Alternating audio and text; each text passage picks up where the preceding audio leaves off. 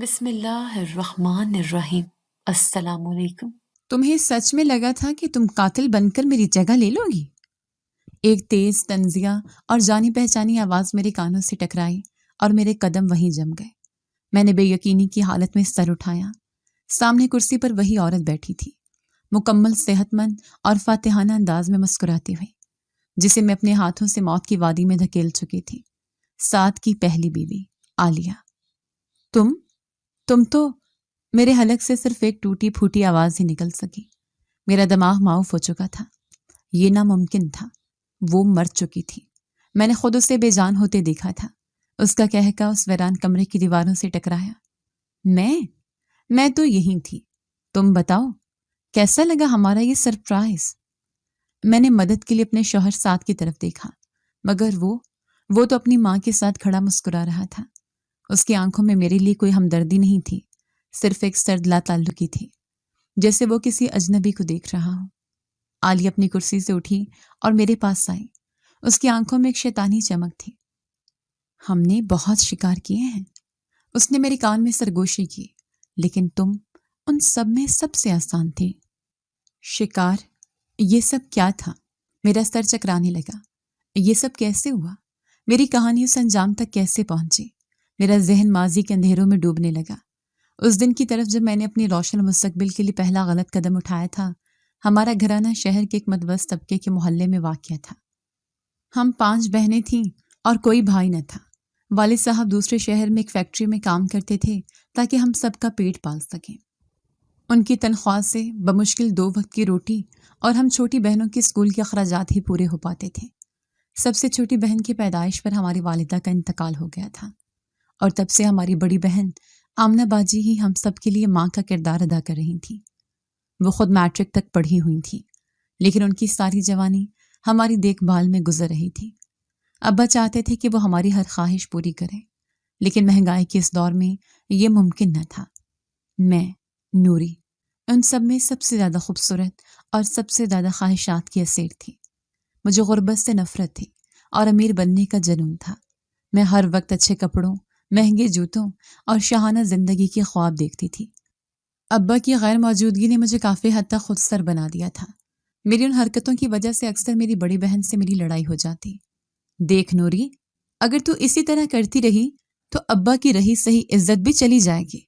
خدا کا واسطہ ہے، اس طرح پیسوں کے لیے اپنی عزت خراب نہ کر۔ وہ مجھے سمجھا دی تو میرے تن بدن میں آگ لگ جاتی۔ عزت عزت عزت، کیا رکھا ہے اس عزت میں؟ جب پیٹ میں روٹی نہ ہو تو یہ عزت کسی کام نہیں آتی۔ میں زبان کے نشتر چلا کر انہیں چپ کروا دی تھی۔ انہیں میری چھوٹی بہنوں کی فکر تھی کہ میری حرکتوں کا ان پر برا اثر پڑے گا، لیکن مجھے کسی کی پرواہ نہ تھی۔ پچھلے 2 ہفتوں سے محلے میں میرے اور ساتھ والے کرایہ دار سعد کے بارے میں چہمیں گوئیاں ہو رہی تھیں۔ سعد ایک امیر کبیر شخص تھا اور اس کے پاس بے تحاشا پیسہ تھا۔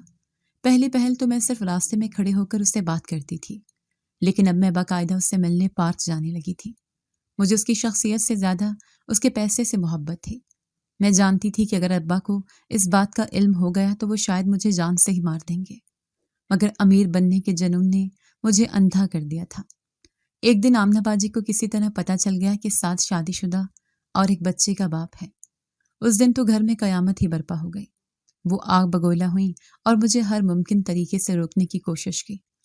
تم ایک شادی شدہ آدمی کا گھر برباد کرنے جا رہی ہو نوری، وہ چیخی۔ تو کیا ہوا؟ وہ اپنی بیوی کو پسند نہیں کرتا، وہ اسے طلاق دے دے گا اور مجھ سے شادی کر لے گا، پھر ہمارے پاس بھی بہت پیسہ ہوگا۔ میں نے بے شرمی سے جواب دیا۔ انہوں نے فیصلہ کر لیا کہ جب ابا چھٹی پر آئیں گے تو وہ ان سے کہہ کر میرا رشتہ کہیں اور طے کروا دیں گی۔ وہ کہتی تھیں کہ اگر میری یہی حرکتیں رہیں تو ابا کسی کو منہ دکھانے کے قابل نہیں رہیں گے، مگر قسمت کو کچھ اور ہی منظور تھا۔ اس سے پہلے کہ ابا چھٹی پر آتی، ایک ایسی خبر آئی جس نے ہم سب بہنوں پر آسمان گرا دیا۔ ایک دن دوپہر کے وقت فون کی گھنٹی بجی۔ آمنہ باجی نے فون اٹھایا تو دوسری طرف سے آنے والی خبر سن کر ان کے ہاتھ سے ریسیور گر گیا۔ ان کے چہرے کا رنگ فاق ہو چکا تھا اور آنکھوں میں بے یقینی اور خوف تھا۔ ابا کا ایکسیڈنٹ ہو گیا ہے۔ ان کے منہ سے بس اتنا ہی نکل سکا۔ وہ لمحہ ہم سب پر قیامت بن کر ٹوٹا تھا۔ ہمارے سر پر جو چھت کا سایہ تھا वो भी डोलता हुआ महसूस हो रहा था। हम सब बहनें एक दूसरे के गले लगकर फूट फूट कर रोने लगी। अब हमारा क्या होगा? घर का खर्च कैसे चलेगा? अब्बा कैसे होंगे? अनगिनत सवालात हमारे जहनों में तूफान की तरह उमड़ रहे थे।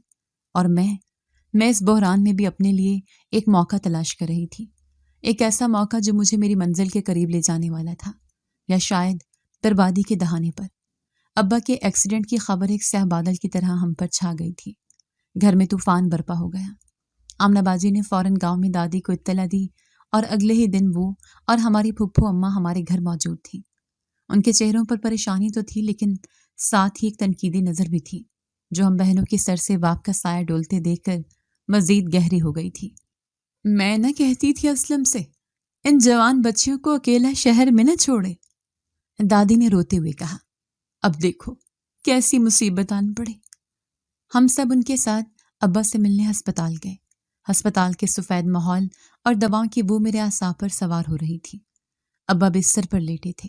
उनकी एक टांग पर भारी प्लास्टर चढ़ा हुआ था और दर्द की शिद्दत से उनकी आंखें बंद थीं। उन्हें इस हालत में देखकर हम सबका कलेजा मुंह को आ गया। फैक्ट्री वाले उनके इलाज का सारा खर्च उठा रहे थे, जो एक गनीमत थी, लेकिन डॉक्टर ने साफ कह दिया था कि उन्हें मुकम्मल ठीक होने में कम से कम 6 माह लगेंगे। इसका मतलब था 6 माह तक घर में आमदनी का कोई जरिया नहीं था। ये ख्याल आते ही मेरे दिलो दिमाग पर खौफ के साए मंडलाने लगे। अस्पताल में हमें ज्यादा देर रुकने नहीं दिया गया, क्योंकि दादी और फुप्पो के ख्याल में जवान बेटियों का अस्पतालों में यूं खड़े रहना अच्छा नहीं लगता। घर वापस आकर असल परेशानी ने हमें घेर लिया। राशन के डिब्बे खाली हो रहे थे और जेबें खाली थीं। हम खुददार बाप की बेटियां थीं। गांव में किसी के आगे हाथ फैलाने का तसव्वुर भी नहीं कर सकती थीं। एक रात हम सब बहनें सर जोड़े बैठी थीं कि अब क्या होगा। मैंने फैसला कर लिया है, आमना बाजी ने एक अज़म से कहा। मैं कल से नौकरी तलाश करूंगी। मैंने मैट्रिक किया है, किसी छोटे मोटे स्कूल में पढ़ाने का काम तो मिल ही जाएगा। स्कूल की नौकरी? मैंने हकारत से कहा। कितने पैसे मिल जाएंगे बाजी? 2-4 हजार। इतने में तो घर का किराया भी पूरा नहीं होगा। कुछ न होने से कुछ होना बेहतर है नूरी, उन्होंने मुझे समझाया। हम किसी पर बोझ नहीं बन सकती। इज्जत से जो रूखी सूखी मिलेगी खा लेंगे। अगले ही दिन आमना बाजी नौकरी की तलाश में निकल गई और शाम तक उन्हें एक छोटे से प्राइवेट स्कूल में मामूली तनख्वाह पर नौकरी मिल भी गई।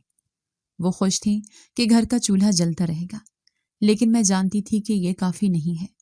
मेरे ख्वाब, मेरी ख्वाहिशात इस मामूली तनख्वाह से कभी पूरे नहीं हो सकते थे। शायद किस्मत मुझ पर मेहरबान थी।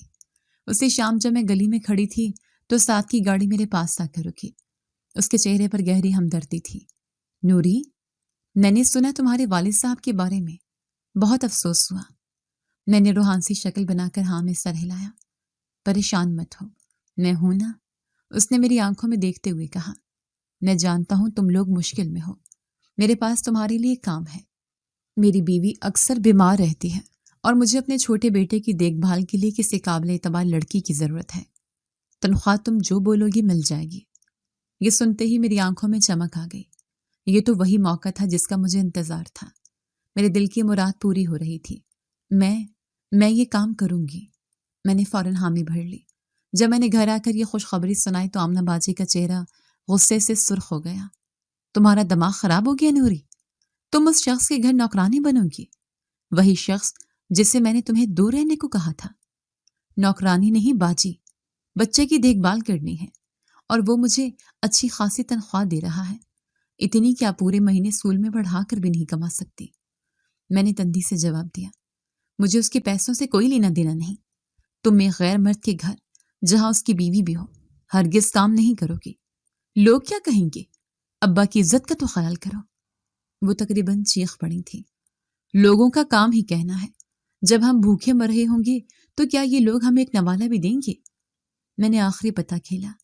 आप चाहती हैं कि हम छोटी बहनों को स्कूल से उठा लें या दादी के सामने हाथ फैलाएं? मेरी बात पर बोला जवाब हो गई।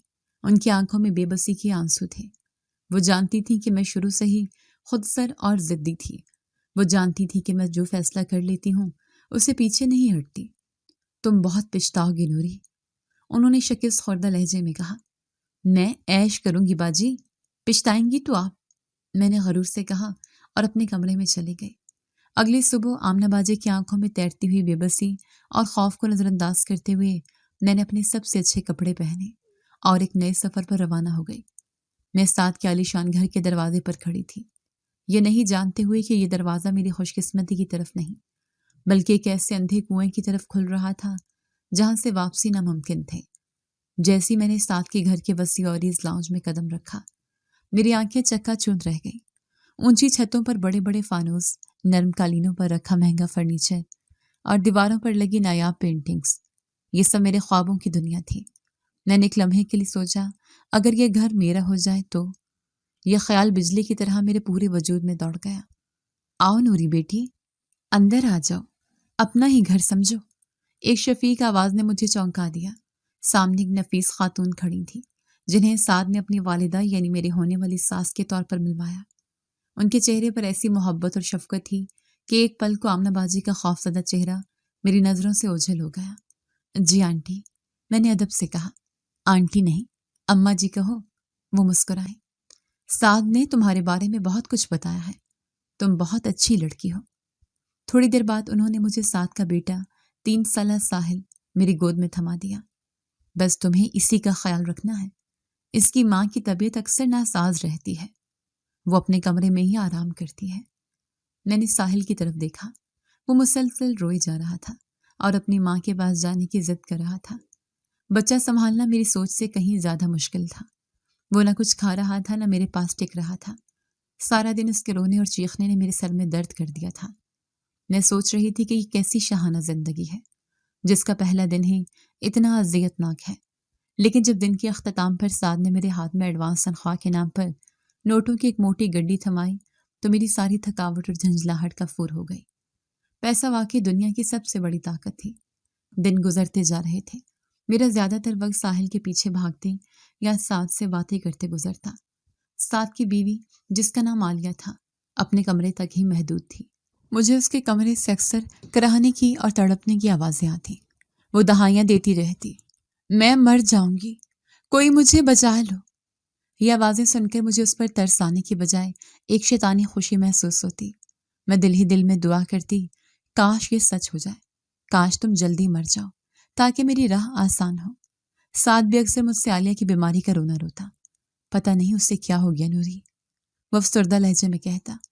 ہر وقت کی بیماری اور چڑچڑاپن، جب سے تم آئی ہو اس گھر میں تھوڑی زندگی آ گئی ہے، ورنہ یہ گھر تو قبرستان بن چکا تھا۔ اس کی باتیں میرے دل میں امید کے نئے دیے جلاتی تھیں۔ وہ مجھے پسند کرتا تھا، یہ بات میں اچھی طرح جانتی تھی۔ اس کی ساس یعنی اماں جی بھی مجھ پر بے حد مہربان تھی۔ وہ مجھے اپنے ہاتھ سے بنی چیزیں کھلاتی اور ہر وقت میری تعریف کرتی۔ مجھے لگتا تھا کہ میں نے دنیا کی سب سے خوش قسمت نوکری حاصل کر لی ہے۔ ایک دوپہر اماں جی نے مجھے سوپ کا پیالہ تھماتے ہوئے کہا، نوری بیٹی، یہ عالیہ کو دیا، آج اس کی طبیعت کچھ زیادہ ہی خراب لگ رہی ہے۔ میں نے ہچکچاتے ہوئے پیالہ تھام لیا۔ میں عالیہ کے کمرے میں جانے سے کتراتی تھی، اس کی بیماری اور ویرانے مجھے خوفزدہ کرتی تھیں۔ میں نے دروازے پر دستک دی اور اندر داخل ہو گئی۔ کمرے میں اندھیرا اور دوائیوں کی تیز بو تھی۔ عالیہ بستر پر ایک ڈھانچے کی طرح لیٹی ہوئی تھی، اس کی خوبصورت آنکھیں اندر کو دھنس چکی تھیں اور چہرے پر موت کی زردی چھائی ہوئی تھی۔ بھابھی، یہ سوپ پی لیں، اماں جی نے بھیجا ہے۔ میں نے پیالہ اس کے قریب کیا، اچانک اس نے جھپٹ کر میرا ہاتھ پکڑ لیا۔ اس کی گرفت کمزور تھی لیکن اس کی آنکھوں میں وحشت تھی۔ سنو لڑکی، میری بات سنو، اس نے کانپتی ہوئی آواز میں سرگوشی کی۔ کیا ہوا بھابھی؟ میں نے گھبرا کر اپنا ہاتھ چھڑانے کی کوشش کی۔ یہ سوپ مت دو مجھے، اس میں زہر ہے، اس نے رازدارانہ انداز میں کہا۔ میرے پیروں تلے سے جیسے زمین نکل گئی۔ زہر؟ آپ یہ کیا کہہ رہی ہیں؟ اماں جی آپ سے اتنی محبت کرتی ہیں، وہ ایسا کیوں کریں گی؟ وہ عورت ایک ناگن ہے۔ عالیہ کی آنکھوں میں آنسو بھر آئے۔ وہ اور اس کا بیٹا میری دولت کے پیچھے ہیں، وہ مجھے مارنا چاہتی ہیں تاکہ ساتھ دوسری شادی کر لے اور میری ساری جائیداد ان کی ہو جائے۔ اس نے التجا بھری نظروں سے مجھے دیکھا۔ خدا کے لیے میری مدد کرو، پولیس کو بتاؤ، کسی کو بتاؤ، ورنہ یہ لوگ مجھے مار ڈالیں گے۔ میں ساکت کھڑی تھی، میرے کانوں میں عالیہ کے الفاظ نہیں بلکہ سعد کے وہ الفاظ گونج رہے تھے جو اس نے مجھ سے کہے تھے، وہ دوسری شادی کر سکے۔ یہ جملہ میرے دل و دماغ پر ہتھوڑے کی طرح برس رہا تھا۔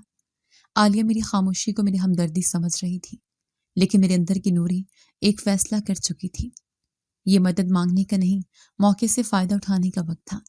اس عورت کی موت میری خوش قسمتی کی ضمانت تھی۔ میں نے اس کے چہرے کو غور سے دیکھا۔ اس کی آنکھوں میں زندگی کی التجا تھی اور میرے دل میں اس کی موت کی خواہش۔ ایک شیطانی مسکراہٹ میرے لبوں پر آئی جسے میں نے بڑی مشکل سے چھپایا۔ اب اس کھیل کی چال میرے ہاتھ میں تھی۔ میرے اندر کی شیطان نے انسانیت پر غلبہ پا لیا۔ میں نے اپنے چہرے پر انتہائی ہمدردی اور پریشانی کے تاثرات سجاتے ہوئے اس کا ہاتھ تھپ تھپایا۔ آپ فکر نہ کریں بھابھی، میں ہوں نا۔ آپ کیسی باتیں کر رہی ہیں؟ بھلا اماں جی ایسا کیوں کرنے لگی؟ شاید بیماری کی وجہ سے آپ کو وہم ہو رہا ہے۔ آپ آرام کریں، میں دیکھتی ہوں میں کیا کر سکتی ہوں۔ میرے جھوٹے دلاسے پر اس کی آنکھوں میں امید کی کرن چمکی۔ میں نے سوپ کا پیالہ سائڈ پر رکھا اور تقریباً بھاگتے ہوئے اس کے کمرے سے باہر نکل آئی۔ میرا دل زور زور سے دھڑک رہا تھا، مگر خوف سے نہیں بلکہ ایک عجیب سی شیطانی خوشی اور ہیجان سے۔ اس کی مدد کرنا اپنی خوشیوں کو اپنے ہاتھوں سے دفن کرنے کے برابر تھا۔ وہ مرنا چاہتی ہے تو مرے، مجھے تو اپنی منزل پانی تھی۔ میں سیدھا اماں جی کے کمرے کی طرف بڑھی۔ وہ تسبیح پڑھ رہی تھی۔ میرے چہرے پر ہوائیں اڑتی دیکھ کر وہ فوراً اٹھ بیٹھی۔ کیا ہوا نوری بیٹی، خیریت تو ہے؟ تم اتنی گھبرائی ہوئی کیوں ہو؟ میں نے ہکلاتے ہوئے بولنا شروع کیا۔ اماں جی، وہ عالیہ بھابھی۔ کیا کہا اس نے؟ کچھ چاہیے اسے؟ ان کے لہجے میں فکر مندی تھی۔ نہیں اماں جی۔ میں نے نظریں جھکا لیں۔ انہوں نے مجھ سے کہا کہ آپ ان کے کھانے میں زہر ملاتی ہیں۔ وہ کہہ رہی تھی کہ آپ انہیں مارنا چاہتی ہیں۔ ایک لمحے کو اماں جی کے چہرے پر گہرا سناٹا چھا گیا۔ ان کی شفیق آنکھوں میں ایک سرد لہر دوڑ گئی، پھر اچانک ان کی آنکھوں سے آنسو بہنے لگے۔ ہائے اللہ، میں کیسی بد نصیب ساس ہوں، جس کی دن رات خدمت کرتی ہوں وہی مجھے قاتل سمجھتی ہے۔ ساتھ کو بتاتی تو وہ یقین نہ کرتا۔ اب تو نے بھی سن لیا، اب تو مجھے اس گھر سے نکلنا پڑے گا۔ وہ اٹھ کھڑی ہوئی۔ یہ ان کا داؤ تھا اور میں یہ جانتی تھی۔ میں فوراً ان کے قدموں میں بیٹھ گئی۔ نہیں اماں جی، خدا کے لیے ایسا مت کہیں۔ میں عالیہ بھابھی پر نہیں، آپ پر یقین کرتی ہوں۔ میں جانتی ہوں آپ ایک فرشتہ ہیں اور وہ بیماری کی وجہ سے بہکی بہکی باتیں کر رہی ہیں۔ میں آپ کے ساتھ ہوں، آپ جو کہیں گی میں وہ کروں گی۔ بس مجھے اس گھر سے مت نکالیے گا۔ میری آخری جملے نے تیر کا کام کیا۔ اماں جی نے مجھے اٹھا کر گلی سے لگا لیا۔ ان کی آنکھوں میں آنسو تھے لیکن ان کے لبوں پر ایک فاتحانہ مسکراہٹ تھی۔ مجھے معلوم تھا تو ایک بہت سمجھدار لڑکی ہے۔ تو نے آج ثابت کر دیا کہ تو اس گھر کے لائق ہے۔ تو میری بیٹی ہے، اب تو فکر مت کر۔ انہوں نے اپنی الماری سے ایک چھوٹی سی پڑیا نکالی۔ یہ کوئی زہر نہیں ہے، بس ایک سکون کی دوا ہے۔ عالیہ ہر وقت چیختی چلاتی ہے، جس سے ساتھ کا سکون بھی غارت ہو گیا ہے۔ تو بس اس کے کھانے میں یہ تھوڑا سا ملا دیا کر، اس سے وہ آرام سے سوئی رہے گی اور گھر میں سکون رہے گا۔ ان کا لہجہ اتنا سادہ اور معصوم تھا کہ کوئی بھی دھوکا کھا جاتا، لیکن میں جانتی تھی کہ یہ سکون کی دوا نہیں بلکہ موت کی طرف پہلا قدم ہے۔ میرے ہاتھ کانپ رہے تھے جو میں نے وہ پڑیا ان سے لی۔ ایک پل کو آمنہ باجی کا چہرہ میری آنکھوں کے سامنے گھوما۔ تم بہت پچھتاؤ گی نوری۔ کیا سوچ رہی ہے؟ اماں جی کی آواز نے مجھے چونکا دیا۔ کچھ نہیں اماں جی، میں نے فوراً خود کو سنبھالا اور مسکرائی۔ آپ فکر نہ کریں، جو آپ کہیں گی ویسا ہی ہوگا۔ اس دن میں نے پہلی بار عالیہ کے کھانے میں وہ پاؤڈر ملایا۔ میرے ضمیر نے مجھے ملامت کی لیکن میرے دل نے دولت اور ساتھ کی محبت کا واسطہ دے کر اسے چپ کرا دیا۔ عالیہ نے مجھ سے پوچھا، تم نے کسی سے بات کی تھی بھابھی؟ میں نے معصومیت سے کہا، سب آپ کا وہم سمجھتے ہیں۔ آپ یہ کھانا کھا کر آرام کریں، پھر بات کریں گے۔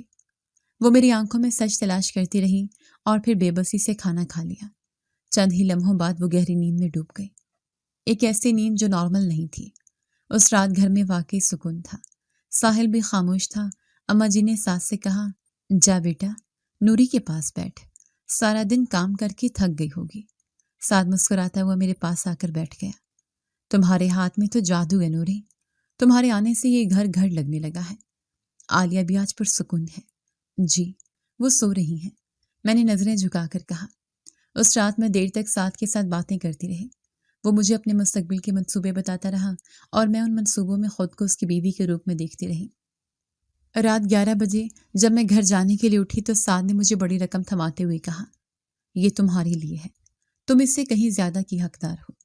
پیسہ، محبت اور ایک روشن مستقبل، سب کچھ میری دسترس میں تھا۔ میں نے عالیہ کے بند دروازے کی طرف ایک سرد مسکراہٹ کے ساتھ دیکھا۔ وہ میری منزل کے راستے کا آخری پتھر تھی جسے ہٹانے کا کام میں نے خود شروع کر دیا تھا۔ دن ہفتوں میں اور ہفتے مہینوں میں بدلنے لگے۔ عالیہ کی حالت روز بروز بگڑتی جا رہی تھی۔ اماں جی کی دی ہوئی سکون کی دوا نے اسے ایک زندہ لاش بنا دیا تھا۔ وہ اب زیادہ تر وقت بے ہوش رہتی اور جب ہوش میں آتی تو اس کی آنکھوں میں صرف وحشت اور بے بسی ہوتی۔ میں اب اس کھیل میں اتنی ماہر ہو چکی تھی کہ میرے ہاتھ ذرا بھی نہ کامتے۔ میں ساتھ کے دیے ہوئے پیسوں سے اپنی بہنوں کے لیے مہنگے تحفے لے کر جاتی۔ وہ تحفے قبول تو کر لیتی، لیکن آمنہ باجی کی آنکھوں میں میرے لیے حقارت بڑھتی ہی جا رہی تھی۔ یہ پیسہ حرام کا ہے نوری، ایک دن انہوں نے مجھے ٹوکا۔ ایک بیمار عورت کی خدمت کے اتنے پیسے نہیں ملتے۔ تم کچھ غلط کر رہی ہو۔ میں کچھ غلط نہیں کر رہی، میں نے تنگ کر جواب دیا۔ آپ میری خوشیاں برداشت نہیں کر سکتی، اس لیے ایسا الزام لگا رہی ہیں۔ ایک رات اماں جی میرے پاس آئیں۔ ان کے چہرے پر ایک عجیب سی سنجیدگی تھی۔ نوری، اب وقت آ گیا ہے۔ کیسا وقت اماں جی؟ میں نے انجان بن کر پوچھا۔ اس کا روز روز کا تڑپنا مجھ سے اور سانس سے دیکھا نہیں جاتا۔ یہ اس گھر کے سکون کے لیے زہر بن چکی ہے، یہ آخری خوراک ہے۔ انہوں نے میرے ہاتھ پر ایک نئی پڑیا رکھتے ہوئے کہا، اس کے بعد سب کو سکون مل جائے گا۔ اس پڑیا کا وزن پہلے والی پڑیاؤں سے کہیں زیادہ محسوس ہو رہا تھا۔ میں جان گئی کہ یہ آخری قدم ہے۔ میں نے مضبوطی سے اسے اپنی مٹھی میں بھینچ لیا۔ آپ فکر نہ کریں اماں جی، میں سب سنبھال لوں گی۔ اگلے دن میں جب عالیہ کے لیے کھانا لے کر اس کے کمرے میں داخل ہوئی تو وہ ہوش میں تھی۔ اس نے کمزوری سے میری طرف دیکھا۔ اس کی آنکھوں میں اب کوئی التجا نہیں تھی، صرف ایک گہری مایوسی تھی۔ تم بھی ان کے ساتھ مل گئی، اس نے ٹوٹی پھوٹی آواز میں کہا۔ تم نے پیسہ چنا، یاد رکھنا، جو دوسروں کے لیے گڑھا کھودتا ہے ایک دن خود اس میں گرتا ہے۔ زیادہ باتیں مت کریں بھابھی، میں نے سرد مہری سے کہا۔ آرام سے یہ کھانا کھا لیں، آپ کو ہمیشہ کے لیے سکون مل جائے گا۔ اس نے خالی نظر مجھ پر ڈالی اور پھر آنکھیں بند کر لی۔ میں نے زبردستی چند نوالے اس کے حلق سے اتارے اور باہر آ گئی۔ اس رات میں گھر نہیں گئی، اماں جی کے کہنے پر وہیں رک گئی۔ صبح سویرے اماں جی کے چیخنے کی آواز سے پورا گھر گونج اٹھا۔ عالیہ، میری بچی اٹھ جا، دیکھ ساتھ تیرا بیٹا رو رہا ہے۔ ڈرامہ شروع ہو چکا تھا۔ فوراً ایک ڈاکٹر کو بلایا گیا، جس نے آتے ہی تصدیق کر دی کہ عالیہ اپنی طویل بیماری کے باعث انتقال کر گئی ہے۔ میں ایک کونے میں کھڑی مگرمچھ کے آنسو بہا رہی تھی اور اندر ہی اندر خوشی سے جھوم رہی تھی کہ میری راہ کا آخری کانٹا بھی نکل گیا۔ تدفین کے چند دن بعد جب گھر میں دکھ کا ماحول کچھ کم ہوا، اماں جی اور ساتھ میرے پاس آئے۔ نوری بیٹی، تم نے اس مشکل وقت میں اس گھر کو جیسے سنبھالا ہے، کوئی اپنا بھی نہیں سنبھالتا۔ اماں جی نے میرے سر پر ہاتھ پھیرتے ہوئے کہا، ساحل کو ماں کی ضرورت ہے اور ساتھ کو ایک اچھی سمجھدار بیوی کی۔ میں چاہتی ہوں کہ تم اس گھر کی بہو بن کر ہمیشہ کے لیے یہیں رہ جاؤ۔ سعد نے آگے بڑھ کر میرا ہاتھ تھام لیا۔ ہاں نوری، میں بھی یہی چاہتا ہوں۔ عالیہ کی جگہ اس گھر میں تم سے بہتر کوئی نہیں لے سکتا۔ کیا تم مجھ سے نکاح کرو گی؟ میں نے شرمانے کی اداکاری کی اور آہستہ سے ہاں میں سر ہلا دیا۔ میری زندگی کا سب سے بڑا خواب پورا ہونے جا رہا تھا۔ جب میں نے یہ خبر گھر جا کر سنائی تو ایک طوفان کھڑا ہو گیا۔ ابا، جو بیساکھیوں کے سہارے چلنے لگے تھے، غصے سے کانپنے لگے۔ ہرگز نہیں، میں تمہیں ہرگز اس گھر میں شادی نہیں کرنے دوں گا۔ ابھی اس کی بیوی مرے چند دن ہوئے ہیں اور تم اس کی جگہ لینے کو تیار ہو۔ لوگ کیا کہیں گے؟ ابا ٹھیک کہہ رہے ہیں نوری، آمنہ باجی نے نفرت سے مجھے دیکھتے ہوئے کہا۔ تمہیں شرم نہیں آتی؟ جس عورت کی تم خدمت کرتی تھی، اس کے مرتے ہی اس کے شوہر سے شادی کر رہی ہو۔ میں جانتی تھی کہ اب دھمکی کے علاوہ کوئی راستہ نہیں۔ دیکھیں ابا، میں نے صاف اور دو ٹوک لہجے میں کہا، شادی تو میں ساتھ سے ہی کروں گی۔ اگر آپ لوگوں نے میری شادی اس سے نہیں کروائی تو میں اس گھر سے بھاگ جاؤں گی اور خود جا کر نکاح کر لوں گی۔ پھر سوچ لیجیے گا کہ محلے میں آپ کی 5 بیٹیوں کی کیا عزت رہ جائے گی۔ یہ کاری وار تھا۔ ابا میری دھمکی سن کر سکتے میں آ گئے۔ ان کے کندھے جھک گئے۔ ایک باپ اپنی بیٹی کے ہاتھوں مجبور ہو چکا تھا۔ آمنہ باجی نے بے بسی سے آنکھیں بند کر لی۔ ابا نے شکست خوردہ لہجے میں کہا، ٹھیک ہے، جو تیری مرضی، جا کر لے اپنی زندگی برباد۔ میں فاتحانہ انداز میں مسکرائی۔ میں نے اپنے ہی گھر والوں کو بلیک میل کر کے اپنی خوشی حاصل کر لی تھی۔ جلدی ایک سادہ سی تقریب میں میرا نکاح سعد سے ہو گیا اور میں اس عالی شان گھر کی مالکن بن کر آ گئی۔ میں ہوا میں اڑ رہی تھی، یہ جانے بغیر کہ میرے پر بہت جلد کاٹ دیے جانے والے ہیں۔ نکاح کے بعد کے چند مہینے میری زندگی کے بہترین دن تھے۔ میں واقعی اس گھر کی ملکہ تھی۔ ساتھ مجھ پر جان چھڑکتا۔ وہ روز میرے لیے نئے تحفے لاتا، کبھی مہنگی ساڑیاں تو کبھی سونے کے زیورات۔ اماں جی کا سلوک تو مجھ سے ایسا تھا جیسے میں ان کی بیٹی ہوں، بہو نہیں۔ ساحل بھی مجھ سے بہت مانوس ہو گیا تھا اور مجھے ماما کہہ کر پکارتا تو میرا دل خوشی سے بھر جاتا۔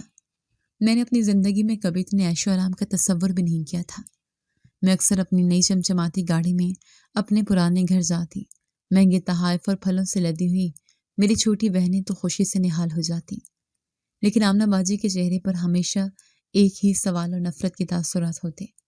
دیکھا باجی، ایک دن میں نے انہیں تانا مارتے ہوئے کہا، آپ کہتی تھی میں پچھتاؤں گی، یہاں تو ہر روز عید ہوتی ہے، ساتھ مجھے پلکوں پر بٹھا کر رکھتے ہیں، اور آپ اسی غربت میں عزت کا اچار ڈال کر بیٹھی رہیں۔ آمنہ باجی نے گہری نظر مجھ پر ڈالی۔ ان کی آنکھوں میں نہ حسد تھا نہ رشک، صرف افسوس تھا۔ یہ خوشی تمہیں مبارک ہو نوری، لیکن یاد رکھنا دوسروں کے آنسوں پر بنے محل زیادہ دیر نہیں ٹکتے۔ آپ ہمیشہ منفی باتیں کیوں کرتی ہیں؟ میں نے غصے سے کہا اور وہاں سے اٹھ کر واپس آ گئی۔ ان کی باتیں مجھے چبھتی تھیں، شاید اس لیے کہ کہیں نہ کہیں میرا ضمیر بھی زندہ تھا، لیکن ساتھ کے گھر کی چکا چوند میں وہ آواز دب جاتی تھی۔ اس دن جب میں گھر واپس آئی تو بہت خوش تھی۔ آمنہ باجی کو نیچے دکھا کر مجھے ایک عجیب سی تسکین ملی تھی۔ میں سیڑھیاں چڑھ کر اپنے کمرے کی طرف جا رہی تھی کہ اماں جی کے کمرے کے پاس سے گزرتے ہوئے میرے قدم رک گئے۔ دروازہ پوری طرح بند نہیں تھا اور اندر سے اماں جی کسی سے فون پر بہت دھیمی اور رازدارانہ لہجے میں بات کر رہی تھی۔ ہاں، کام ہو گیا ہے۔ نہیں، پریشانی کی کوئی بات نہیں۔ یہ والی تو بہت ہی آسان نکلی، پچھلی والی نے بہت تنگ کیا تھا۔ میں ٹھٹک گئی۔ کیسا کام؟ کون آسان نکلی؟ اگلی کی تیاری کرو۔ اماں جی کی آواز میں اب ایک کاروباری سرد مہری تھی۔ شیخ صاحب زیادہ انتظار نہیں کریں گے، ان کا صبر کم ہوتا ہے۔ نہیں، کوئی شک نہیں کرے گا، یہاں سب کچھ بالکل صاف ہے، بس مال پہنچانے کا انتظام کرو۔ مال؟ شیخ صاحب؟ حصہ؟ میرے کانوں میں یہ الفاظ سیسے کی طرح پگھل رہے تھے۔ یہ کیسی باتیں تھیں؟ میرا دل بری طرح دھڑکنے لگا۔ میں نے انجانے میں دروازے کو ہلکا سا دھکا دیا، جس سے چڑچڑاہٹ کی آواز پیدا ہوئی۔ اندر فوراً بند ہو گیا۔ دوسرے ہی لمحے اماں جی نے دروازہ کھولا۔ ان کے چہرے پر وہی شفیق مسکراہٹ تھی، لیکن ان کی آنکھوں میں ایک لمحے کے لیے جو وحشت میں نے دیکھی اس میں کبھی نہیں بھول سکتی۔ نوری، تم یہاں؟ خیریت ہے بیٹا؟ انہوں نے ایسے پوچھا جیسے کچھ ہوا ہی نہ ہو۔ وہ اماں جی، میں بس اپنے کمرے میں جا رہی تھی، میں نے ہکلاتے ہوئے کہا۔ آپ فون پر کسی شیخ صاحب کا ذکر کر رہی تھی؟ کیسا مال؟ میری بات سن کر وہ کھلکھلا کر ہنس پڑی۔ ارے میری بھولی بچی، تو نے تو مجھے ڈرا ہی دیا۔ وہ میں اپنے بھانجے کے رشتے کی بات کر رہی تھی۔ لڑکے والے ہیں نا، شیخ فیملی، انہی کو جہیز کا سامان مطلب مال پہنچانا ہے۔ تو بھی نا، کیا کیا سوچ لیتی ہے۔ ان کی وضاحت اتنی مکمل اور سادہ تھی کہ میرے دل کو ایک دم سکون مل گیا۔ میں خود پر شرمندہ ہو گئی کہ میں اپنے فرشتہ صفت ساز پر شک کر رہی تھی۔ اوہ اچھا اماں جی، معافی چاہتی ہوں، میں نے غلط سمجھا۔ کوئی بات نہیں بیٹا، انہوں نے میرے گال تھپ تھپائے۔ جا، اب آرام کر جا کر۔ میں نے اپنے کمرے کی طرف چل پڑی۔ میرا دل اب مطمئن تھا، لیکن دماغ کے کسی کونے میں ایک سوال اٹک کر رہ گیا تھا۔ اگر وہ اپنی بھانجی کے رشتے کی بات کر رہی تھیں تو انہوں نے یہ کیوں کہا کہ یہ والی تو بہت ہی آسان نکلی، پچھلی والی نے تو بہت تنگ کیا تھا؟ کیا رشتے بھی آسان یا مشکل ہوتے ہیں؟ میں نے اس خیال کو فوراً اپنے ذہن سے جھٹک دیا۔ میں اپنی پرسکون آواز اور خوشیوں بھری زندگی میں شک کا زہر نہیں گھولنا چاہتی تھی۔ میں نے خود کو سمجھایا کہ میں نے سننے میں غلطی کی ہوگی۔ سب کچھ ٹھیک ہے، بہت اچھا ہے، لیکن اس رات میں سوتے میں کئی بار چونکی۔ مجھے بار بار عالیہ کا آخری جملہ یاد آ رہا تھا، جو دوسروں کے لیے گڑھا کھودتا ہے ایک دن خود اس میں گرتا ہے۔ اماں جی کی فون کال والی بات میرے ذہن میں ایک کانٹے کی طرح چبھتی رہی۔ میں نے اپنی خوشیوں بھری زندگی میں اس شک کو جگہ نہ دینے کی بہت کوشش کی، لیکن وہم کا ناگ بار بار پھن اٹھا لیتا۔ میں نے ایک دو بار باتوں میں اماں جی سے ان کی بھانجی اور شیخ فیملی کا ذکر بچھیڑا۔ اماں جی، آپ کی بھانجی کی شادی کی تاریخ طے ہوئی شیخ فیملی میں؟ میں نے ناشتے کی میز پر پوچھا۔ ہاں، بس ہونے ہی والی ہے، انہوں نے اخبار سے نظریں ہٹائے بغیر جواب دیا۔ تم کیوں اتنی فکر مند ہو رہی ہو اس رشتے کے لیے؟ ان کا لہجہ اسپاٹ تھا، جسے وہ اس موضوع پر بات ہی نہیں کرنا چاہتی۔ ان کے اس رویے نے میرے شک کو مزید گہرا کر دیا۔ دن گزرتے گئے اور میں اس واقعے کو بھولنے کی کوشش میں لگی رہی۔ پھر وہ دن آ گیا جسے میں اپنی زندگی کا سب سے خوش قسمت دن سمجھ رہی تھی۔ میں اپنے کمرے میں بیٹھی تھی جب اماں جی مسکراتی ہوئی داخل ہوئیں۔ تیار ہو جا نوری، آج ہم سب نے باہر جانا ہے، تیرے لیے ایک بہت بڑا سرپرائز ہے۔ سرپرائز؟ کیسا سرپرائز اماں جی؟ میں خوشی سے اچھل پڑی۔ مجھے لگا سعد نے میرے لیے کوئی خاص منصوبہ بنایا ہے۔ یہ تو وہیں جا کر پتہ چلے گا، جلدی سے سب سے خوبصورت جوڑا پہن لے۔ وہ یہ کہہ کر چلی گئی۔ میں نے اپنی سب سے مہنگی ریشمی ساڑی نکالی اور تیار ہونے لگی۔ میں آئینے میں اپنا عکس دیکھ کر خوشی سے سرشار تھی۔ میری زندگی مکمل تھی۔ جب میں تیار ہو رہی تھی، سعد کمرے میں داخل ہوا۔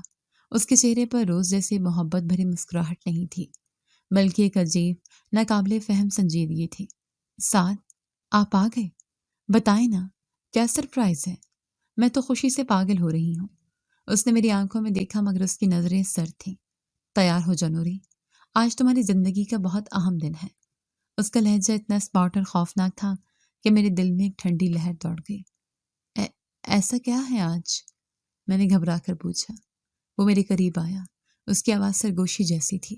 کچھ فیصلے قسمت کرتی ہے اور کچھ فیصلے وصول کرتے ہیں۔ آج حساب کا دن ہے۔ اس سے پہلے کہ میں اس کے اس خوفناک جملے کا مطلب سمجھ پاتی، اماں جی نے نیچے سے آواز لگائی، ارے بچوں، دیر ہو رہی ہے۔ سعد کا رویہ ایک دم بدل گیا۔ اس کے چہرے پر وہی محبت بھری مسکراہٹ لوٹ۔ چلو، دیر ہو رہی ہے، اس نے میرا ہاتھ تھامتے ہوئے کہا، لیکن اب مجھے اس کے لمس میں پہلے جیسی گرم جوشی محسوس نہیں ہو رہی تھی۔ میرا دل انجانے خوف سے بیٹھنے لگا تھا۔ ساری فیملی گاڑی میں بیٹھی، میں، سعد، اماں جی اور ساحل۔ اماں جی بہت خوش تھیں اور مسلسل باتیں کر رہی تھیں، لیکن سعد خاموشی سے ڈرائیو کر رہا تھا۔ میں نے کھڑکی سے باہر دیکھا۔ ہماری گاڑی شہر کی روشن سڑکوں کو چھو کر ایک ویران صنعتی علاقے کی طرف مڑ رہی تھی۔ سعد، ہم کہاں جا رہے ہیں؟ یہ تو کوئی ویران جگہ لگتی ہے۔ میرے لہجے میں خوف نمایاں تھا۔ کہا نا، سرپرائز ہے۔ وہ ہنسا، لیکن اس کی ہنسی اس کے چہرے تک ہی محدود رہی۔ بس پہنچنے ہی والے ہیں۔ ارے تو ڈرنے لگی۔ اماں جی نے میرا گال تھپتھپایا۔ تیری خوشی کی ہے جگہ، پریشان مت ہو۔ ان کے الفاظ تسلی بخش تھے، لیکن اس ماحول میں وہ بھیانک لگ رہے تھے۔ آخرکار گاڑی ایک پرانی ویران سے عمارت کے سامنے رکی، جو کسی زمانے میں ہسپتال لگتی تھی۔ یہاں گھپ اندھیرا اور مکمل سناٹا تھا۔ میرے پورے جسم میں خوف کی ایک لہر دوڑ گئی۔ یہ کیسی جگہ ہے؟ چلو نوری، اندر چلتے ہیں، تمہارا تحفہ اندر انتظار کر رہا ہے، سعد نے گاڑی سے اترتے ہوئے کہا۔ اماں جی نے ساحل کو گود میں اٹھایا اور سعد کے ساتھ چل پڑی۔ میں پتھر بنی وہیں کھڑی رہی۔ اندر چلو نوری، ڈرو مت، سعد نے مڑ کر کہا، اور اس کی آنکھوں میں ایک لمحے کے لیے ایسی بے رحمی تھی جو میں نے پہلے کبھی نہیں دیکھی تھی۔ میں کامتے قدموں سے ان کے پیچھے چل پڑی۔ وہ مجھے ایک لمبے تاریک کوریڈور سے گزار کر ایک بند دروازے کے پاس لے گئے، جہاں سے کچھ لوگوں کے بولنے کی آوازیں آ رہی تھیں۔ سعد اور اماں جی نے ایک دوسرے کو دیکھ کر ایک گہری پراسرار مسکراہٹ کا تبادلہ کیا۔ میرا دل میرے حلق میں آ گیا تھا۔ سعد نے آگے بڑھ کر دروازے کو دھکا دیا۔ جیسے دروازہ کھلا، سامنے کا منظر دیکھ کر میری چیخ میرے حلق میں ہی گھٹ کر رہ گئی۔ میری آنکھیں دہشت سے پھیل گئیں اور میرے قدموں تلے سے زمین نکل گئی۔ یہ ناممکن تھا، یہ نہیں ہو سکتا تھا۔ کمرے کے بیچ میں کرسی پر مکمل طور پر صحت مند اور تازہ دم عالیہ بیٹھی تھی، وہی عالیہ جسے میں نے اپنی آنکھوں کے سامنے بے جان ہوتے دیکھا تھا۔ اس کے چہرے پر کوئی بیماری یا کمزوری نہیں تھی، بلکہ ایک فاتحانہ طنز مسکراہٹ تھی۔ اس کے ساتھ ایک ادھیڑ عمر امیر نظر آنے والا شخص بیٹھا تھا، جسے دیکھ کر میرے ذہن میں اماں جی کی فون کال کے الفاظ گونجے، شیخ صاحب، حیران مت ہو نوری، عالیہ نے اپنی کرسی سے اٹھتے ہوئے کہا۔ اس کی آواز میں وہی سرد مہری تھی جو میں نے آخری بار اس کے مرنے سے پہلے سنی تھی۔ وہ دھیرے دھیرے چلتی ہوئی میرے پاس آئی۔ تم واقعی بہت بے وقوف ہو۔ ہم نے بہت شکار کیے ہیں، لیکن تم پہلی لڑکی ہو جو اتنی آسانی سے ہمارے شکنجے میں آ گئی۔ باقی لڑکیاں تو بہت تنگ کرتی ہیں۔ شکنجا، شکار، یہ الفاظ میرے سر پر ہتھوڑوں کی طرح برس رہے تھے۔ میرا دل کی سنہونی کے احساس سے بری طرح دھڑک رہا تھا۔ یہ زندہ کیسے ہے سعد؟ میں نے سعد کی طرف مڑ کر پوچھا، جو اماں جی کے ساتھ ایسے کھڑا تھا جیسے یہ سب ایک معمولی بات ہو۔ عالیہ نے ایک بلند کہکا لگایا۔ اس سے کیا پوچھتی ہو؟ یہ تو خود اس کھیل کا حصہ ہے۔ پھر وہ اس شخص کی طرف مڑی۔ شیخ صاحب، یہ ہے وہ لڑکی، آج سے آپ کی ہوئی، ہمارا کام ختم۔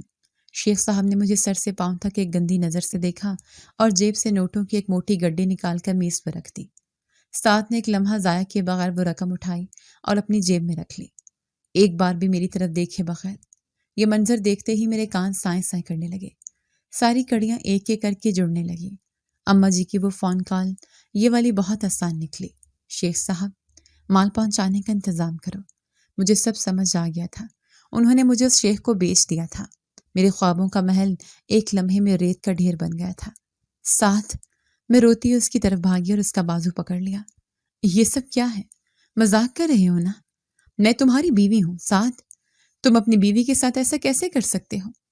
میں اس کے سامنے گڑ گڑا رہی تھی، اس شخص کے سامنے جس کے لیے میں نے ایک عورت کی جان لے لی۔ سعد نے ایک جھٹکے سے اپنا بازو چھڑایا اور نفرت سے مجھے دیکھا۔ اس کی آنکھوں میں وہ محبت نہیں تھی جس کا وہ مہینوں سے ڈرامہ کر رہا تھا، بلکہ صرف حقارت تھی۔ بیوی؟ کیسی بیوی؟ اس کا جواب میرے کانوں میں پگھلے ہوئے سیسے کی طرح اترا۔ وہ نکاح ایک ڈرامہ تھا، ایک نقلی مولوی، نقلی گواہ، اور تم جیسے ایک لالچی بے وقوف لڑکی۔ میرا دل جیسے ایک لمحے کے لیے دھڑکنا بھول گیا۔ میں ساکت ہو گئی۔ میرا تم سے کوئی نکاح نہیں ہوا، سعد نے بے رحمی سے کہنا جاری رکھا۔ تم اتنے مہینوں سے میرے ساتھ ایک ناجائز تعلق میں رہ رہی تھی، تم خود اپنی مرضی سے یہ گناہ کرتی رہی۔ تم پیسے کے لیے اتنی اندھی ہو گئی تھی کہ تم نے حلال اور حرام کا فرق بھی مٹا دیا۔ یہ الفاظ میری روح کو چھلنی کر گئے۔ مجھے بیچتے جانے کا دکھ اتنا بڑا نہیں تھا جتنا اس حقیقت نے مجھے توڑا تھا کہ میں نے اپنی عزت، اپنا سب کچھ ایک دھوکے اور گناہ میں لٹا دیا تھا۔ میں پیسے کے پیچھے گندی ضرور تھی، لیکن اتنی گھٹیا نہیں تھی کہ جان بوجھ کر اپنا ایمان اور اپنے عصمت داؤ پر لگاتی۔ مجھے رہ رہ کر آمنہ بادی یاد آ رہی تھی، ان کے الفاظ میرے کانوں میں گونج رہے تھے۔ دوسروں کے آنسوں پر بنے محل زیادہ دیر نہیں رکتے۔ عالیہ، سعد اور اماں جی دروازے کی طرف بڑھے۔ ہمارا یہی کام ہے، عالیہ نے مڑ کر فخر سے بتایا۔ ہم شہر شہر پھرتے ہیں اور تم جیسے اونچے خواب دیکھنے والی لڑکیوں کو اپنے جال میں پھنسا کر مہنگے داموں بیچ دیتے ہیں۔ خدا حافظ نوری۔ وہ تینوں باہر نکل گئے۔ دروازہ بند ہونے کی آواز میرے لیے پھانسی کے پھندے کی طرح تھی۔ میں اس ویران کمرے میں اس درندے شیخ کے ساتھ اکیلی رہ گئی تھی جو مجھے اپنی ملکیت سمجھ کر میری طرف بڑھ رہا تھا۔ دروازہ بند ہو چکا تھا۔ میں اس ویران کمرے میں ایک ایسے درندے کے ساتھ قید تھی جس نے مجھے خریدا تھا۔ میرے آنسو خشک ہو چکے تھے اور دل میں ایک سرد خوف کی لہر دوڑ رہی تھی۔ شیخ میری طرف بڑھا، اس کی آنکھوں میں ایک گندی چمک تھی۔ اب رونے دھونے کا کوئی فائدہ نہیں، جتنے میں تمہیں خریدا ہے اتنا تو وصول کروں گا۔ اس نے غلیظ مسکراہٹ کے ساتھ کہا۔ خاموشی سے میرے ساتھ چلو گی یا زبردستی کرنی پڑے گی؟ اس کے الفاظ نے میرے اندر کے خوف کو ایک دم غصے میں بدل دیا۔ سعد، عالیہ، اماں جی، ان سب کے دھوکے باز چہرے میری آنکھوں کے سامنے گھوم گئے۔ انہوں نے مجھے صرف بیچا ہی نہیں تھا، انہوں نے میری روح کو بھی مار دیا تھا۔ لیکن اب میں انہیں جیتنے نہیں دے سکتی تھی۔ میرے اندر کی ٹوٹی پھوٹی نوری نے اچانک سر اٹھایا۔ اب فرار کا کوئی راستہ نہیں تھا، راستہ بنانا تھا۔ میں چلوں گی آپ کے ساتھ، میں نے کانپتی ہوئی آواز میں کہا، جان بوجھ کر خود کو کمزور ظاہر کرتے ہوئے۔ بس مجھے 1 منٹ دیں۔ شیخ میری اس فوری فرما برداری پر خوش ہو گیا۔ ہاں، یہی بہتر ہے، جتنا تعاون کرو گی اتنی آسانی میں رہو گی۔ وہ مجھے بازو سے پکڑ کر کمرے سے باہر لایا اور اپنی مہنگی گاڑی کے پچھلے سیٹ پر دھکیل کر خود ڈرائیونگ سیٹ پر بیٹھ گیا۔ گاڑی ایک بار پھر ویران سڑکوں پر دوڑنے لگی۔ میں نے کھڑکی سے باہر دیکھا، ہر طرف اندھیرا اور سناٹا تھا۔ میں جانتی تھی کہ اگر یہ شہر کی حدود سے باہر نکل گیا تو پھر سب کچھ ختم ہو جائے گا۔ میری نظریں گاڑی کے اندر کسی ایسی چیز کو تلاش کر رہی تھیں جسے ہتھیار کے طور پر استعمال کیا جا سکے۔ میری نظر اس کی سیٹ کے ساتھ پڑی پانی کی دھاتی بوتل پر پڑی۔ وہ کافی وزنی لگ رہی تھی۔ شیخ نے فون پر کسی سے بات کرنا شروع کی۔ ہاں، مال اٹھا لیا ہے، اس نے کہا۔ بالکل ویسا ہی ہے جیسے بتایا تھا، صبح تک پہنچ جاؤں گا۔ اس کے الفاظ نے میرے ارادے کو مزید پختہ کر دیا۔ میرے پاس زیادہ وقت نہیں تھا۔ میں نے ایک گہری سانس لی۔ آمنہ باجی کا چہرہ ایک بار پھر میری آنکھوں کے سامنے آیا، لیکن اس بار افسوس کے ساتھ نہیں بلکہ ہمت کے ساتھ۔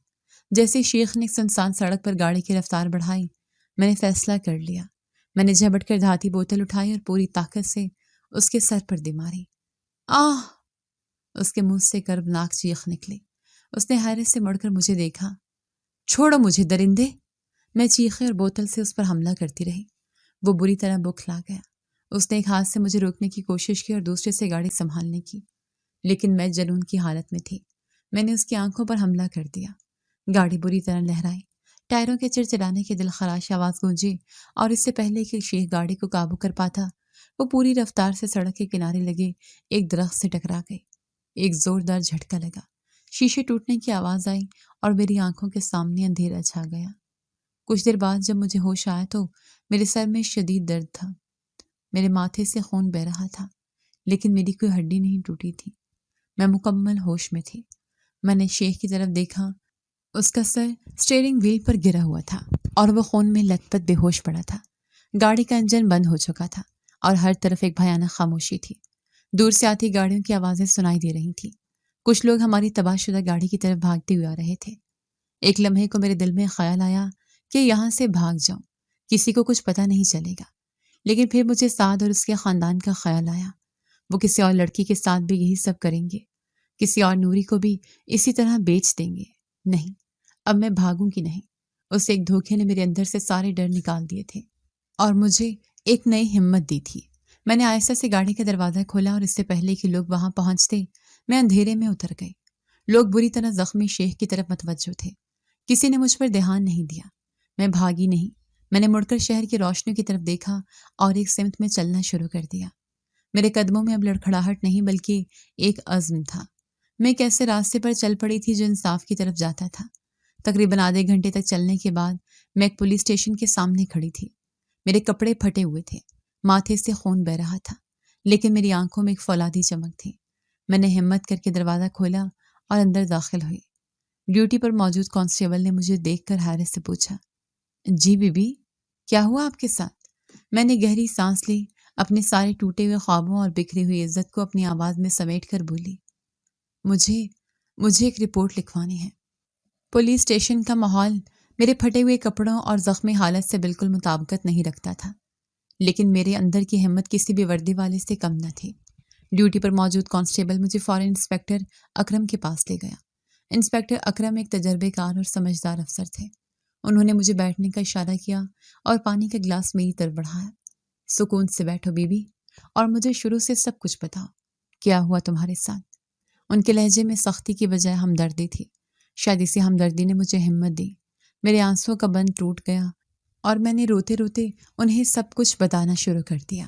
اپنی غربت، اپنے امیر بننے کے خواب، سعد سے ملاقات، آمنہ باجی کا مجھے روکنا، ابا کا ایکسیڈنٹ، وہ نوکری، عالیہ کی پراسرار بیماری، اماں جی کا مجھے ورغلانا اور کیسے میں نے اپنے ہاتھوں سے عالیہ کو زہر دیا۔ میں نے کچھ نہیں چھپایا، نہ اپنی لالچ، نہ اپنا جرم۔ میں نے انہیں بتایا کہ کیسے عالیہ کی موت کے بعد میرا سعد سے نکاح ہوا، جو کہ ایک ڈھونگ تھا۔ میں نے اماں جی کی وہ پراسرار فون کال اور آج رات پیش آنے والا ہر ایک واقعہ، بشمول شیخ کے ساتھ ایکسیڈنٹ، سب کچھ تفصیل سے بتا دیا۔ انسپکٹر اکرم خاموشی سے سب کچھ سنتے رہے۔ جب میں نے اپنی بات ختم کی تو کمرے میں گہرا سکوت چھا گیا۔ بی بی، آپ جو کہہ رہی ہیں یہ بہت سنگین الزامات ہیں، انہوں نے سنجیدگی سے کہا۔ یہ ایک بہت بڑے انسانی اسمگلنگ کے گروہ کا کام لگتا ہے۔ کیا آپ کے پاس کوئی ثبوت ہے؟ ثبوت؟ میں نے تلخی سے کہا۔ ثبوت والی عالیہ نامی زندہ عورت ہے جسے میں نے مرا ہوا سمجھا۔ ثبوت وہ شیخ ہے جو اس وقت شہر کے کسی ہسپتال میں زخمی پڑا ہوگا، اور میرے پاس ساتھ کی گاڑی کا نمبر ہے۔ میں نے انہیں گاڑی کا نمبر بتایا۔ انسپکٹر اکرم فوراً حرکت میں آ گئے۔ انہوں نے وائرلیس پر احکامات جاری کیے۔ ایک ٹیم کو فوراً شہر کے تمام ہسپتالوں میں ایکسیڈنٹ میں زخمی ہونے والے شیخ نامی شخص کو تلاش کرنے کا حکم دیا تھا، اور دوسری ٹیم کو گاڑی کے نمبر کو ٹریس کرنے کا۔ تمہیں سعد کے خاندان کے بارے میں اور کیا معلوم ہے؟ وہ کہاں سے آئے تھے؟ انسپکٹر نے پوچھا۔ وہ کہتے تھے کہ وہ دوسرے شہر سے یہاں شفٹ ہوئے ہیں۔ میں نے جواب دیا۔ چند ہی منٹوں میں وائرلیس پر جواب آیا۔ سر، سٹی ہسپتال میں ایک شیخ محمود زخمی حالت میں لایا گیا ہے۔ سر پر گہری چوٹ ہے۔ ڈاکٹر کے مطابق حالت تشویشناک ہے۔ اسے اپنی تحویل میں لے لو۔ انسپکٹر نے حکم دیا۔ اور اس کا ریکارڈ چیک کرو۔ تھوڑی دیر میں دوسری ٹیم کا پیغام آیا۔ سر، گاڑی شہر سے باہر جانے والے موٹل کی پارکنگ میں کھڑی پائی گئی ہے۔ گڈ، پوری ٹیم کے ساتھ اس موٹل کو گھیر لو۔ وہ لوگ شہر چھوڑنے کی تیاری میں ہوں گے۔ میں خود آ رہا ہوں۔ انسپکٹر اکرم نے مجھے خاتون کانسٹیبل کے ساتھ گاڑی میں بٹھایا اور ہم سب اس موٹل کی طرف روانہ ہو گئے۔ موٹل کے کمرہ نمبر 10 میں باہر پولیس نے خاموشی سے پوزیشنیں سنبھال لی. اندر سے سعد اور عالیہ کے جھگڑنے کی آوازیں آ رہی تھیں. میں کہہ رہی ہوں یہاں سے نکلو سعد. عالیہ کی آواز میں گھبراہٹ تھی. شیخ کا فون مسلسل بند جا رہا ہے. مجھے کچھ ٹھیک نہیں لگ رہا. وہ لڑکی بہت تیز تھی. شور مت کروا لیا. سعد نے اسے ڈانٹا. پیسے مل گئے ہیں نا؟ وہ لڑکی اب شیخ کے ساتھ ہوگی. وہ ہمارا کیا بگاڑ لے گی؟ صبح ہوتے ہی ہم یہ شہر چھوڑ دیں گے. پولیس، دروازہ کھولو. انسپکٹر اکرم کی گرجدار آواز گونجی. اندر ایک دم سناٹا چھا گیا. چند لمحوں بعد دروازہ کھلا اور سعد، عالیہ اور اماں جی تینوں کے چہروں پر ہوائیاں اڑ رہی تھیں.